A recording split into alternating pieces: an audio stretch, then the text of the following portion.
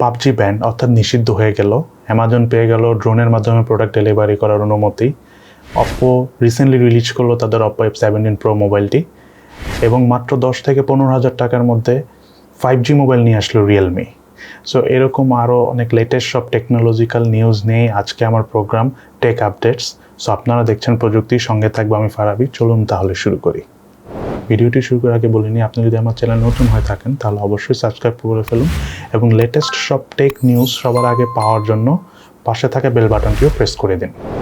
PUBG ban, জি আপনারা ঠিকই শুনেছেন, ইন্ডিয়াতে গতকালকে পাবজি ব্যান করে দেওয়া হয়েছে। তার কারণ হলো তারা ধারণা করছে যে ব্যবহারকারীদের ডাটা চুরির সাথে পাবজি জড়িত। সো এই কারণে তারা পাবজি ব্যান করে দিয়েছে। গত মাসে আমরা জানি তারা টিকটক ব্যান করেছে, এই মাসে তারা পাবজিও ব্যান করে দিল। আমি চিন্তা করতেছি যেহেতু বাংলাদেশের পাশাপাশি ইন্ডিয়া, সো আই থিঙ্ক বাংলাদেশেও মেবি পাবজি ব্যান হয়ে যাওয়ার চান্স আছে। নামে মাত্র মূল্য অর্থাৎ খুব কম খরচ ইন্টারনেট প্রোভাইড করবে হলো টেলিটক। মাত্র 100 টাকা রিচার্জ করে ইউনিভার্সিটি স্টুডেন্টরা এই অফারটি উপভোগ করতে পারবে। এই অফারের ব্যাপারে খুব শীঘ্রই ডিটেলস আসবে আপনারা টেলিটকের ওয়েবসাইট থেকে, এটা আপনারা জানতে পারবেন।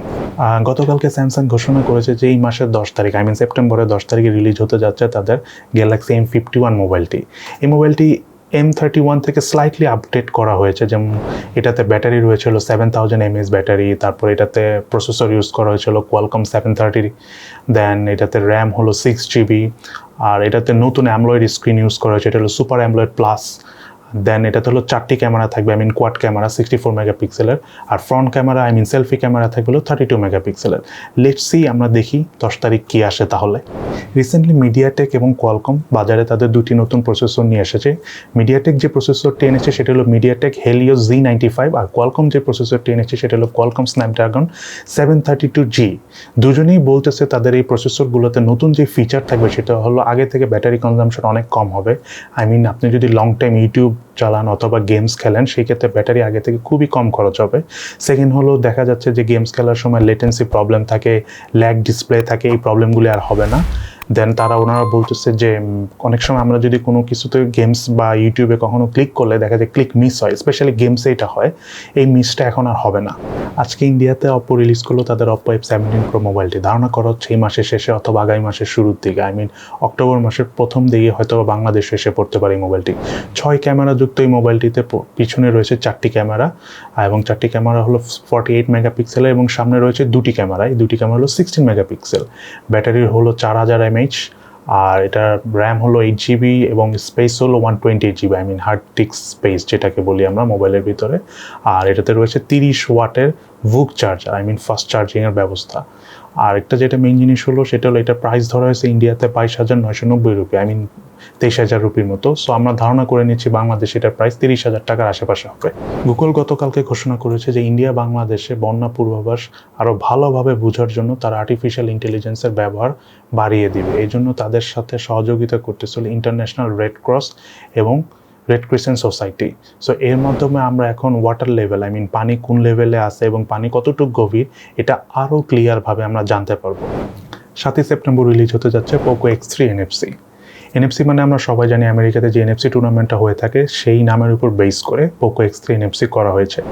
কোম্পানির এক্সিকিউটিভ টুইটারের মাধ্যমে জানিয়েছে যে এটা ক্যামেরা 64 মেগাপিক্সেল হবে, এবং আমরা সবাই ধারণা করতেছি বা যারা ইউজার রয়েছে সবাই তারা ধারণা করতেছে যে এখানে ইউজ করা হবে কোয়ালকম 732, নতুন যে প্রসেসরটি এনেছে কোয়ালকম, সেই প্রসেসরটি হয়তো বা এখানে ইউজ করা হবে। চলুন দেখা যাক, আর 4 দিন তো আছে, 4 দিন পরে বোঝা যাবে কি আসতেছে। ফাইনালি 10 থেকে 15,000 টাকার মধ্যে প্রথম 5G ফোন নিয়ে আসলো RealMe V3। ফোনটি গতকালকে 2 সেপ্টেম্বর রিলিজ হয়েছে চায়নাতে। সেখানে প্রাইস হলো 999 ইয়েন, ডলারে যেটা $146 মতো। তো আই হোপ এটা 10 থেকে 15,000 টাকার মধ্যেই বাংলাদেশে প্রাইস থাকবে। ফোনটিতে রয়েছে 13 মেগাপিক্সেলের ট্রিপল ক্যামেরা, ফ্রন্টে হলো 8 মেগাপিক্সেলের সেলফি ক্যামেরা, 5000 mAh ব্যাটারি, আর 18 ওয়াট 18 ওয়াটের ফাস্ট চার্জার। RealMe V3-র সাথে আরও 2টি ফোন লঞ্চ হয়েছে, সেটা RealMe X7 এবং X7 Pro, এবং তারা আরও কিছু প্রোডাক্ট লঞ্চ করেছে, IoT প্রোডাক্ট সেগুলো হলো তাদের স্মার্ট লাগেজ বের করেছে, নতুন ব্যান্ড এনেছে, এবং তারা ডিক্লেয়ার করেছে যে তারা স্মার্ট স্পিকারও আনছে খুব দ্রুত। সেটা আমরা রিসেন্টলি দেখবো যে তারা লঞ্চ করতেছে। এবং রিয়েলমি ঘোষণা করলো তাদের টোটাল ইউজার এখন 45 মিলিয়ন। জাস্ট 2 মাস আগে রিয়েলমি ঘোষণা করেছিল তাদের তখন ইউজার ছিল 40 মিলিয়ন। এই 2 মাসের মধ্যে তাদের টোটাল 5 মিলিয়ন নতুন ইউজার হয়েছে। ইমাজিন করতে পারেন 50 লাখ ফোন সেল হয়েছে 2 মাসের মধ্যে, এই করোনার আমলে, তাও আবার। আনবিলিভেবল। আমার মনে হয় অ্যান্ড্রয়েড ফোনের মধ্যে ওয়ান অফ দ্য বেস্ট পজিশনে আছে এখন রিয়েলমি। গুগল এবং ইউপিএসের পর অ্যামাজন পেয়ে গেল FAA অ্যাপ্রুভাল, অর্থাৎ তারা এখন ড্রোনের মাধ্যমে প্রোডাক্ট ডেলিভারি করতে পারবে। এমনিতেই অ্যামাজন ওয়ার্ল্ডের নাম্বার 1 কোম্পানি, আর এখন যদি তারা ড্রোনের মাধ্যমে প্রোডাক্ট ডেলিভারি করে, আমার মনে হয় নাম্বার 1-এর উপরও যদি কোনো পজিশন থাকে তারা সেই পজিশনে চলে যাবে। আমি জাস্ট হোপ করি, আশা করি যে কবে আমরা এই সুবিধাটা দেখতে পারবো আমাদের দেশে, যে ড্রোনের মাধ্যমে আমরাও রিসিভ করতে পারবো, আমাদেরকেও বাসায় প্রোডাক্ট ডেলিভারি করে দিয়ে যাবে। ওই দিনের জন্য আমি ওয়েট করতেছি। আজকে তাহলে এই পর্যন্তই, দেখা হবে লেটেস্ট সব টেক নিউজ নিয়ে। সবাই হেব্বি ভালো থাকবেন। চ্যানেলটি সাবস্ক্রাইব না করে থাকলে এখনই সাবস্ক্রাইব করে একটি লাইক দিয়ে দিন।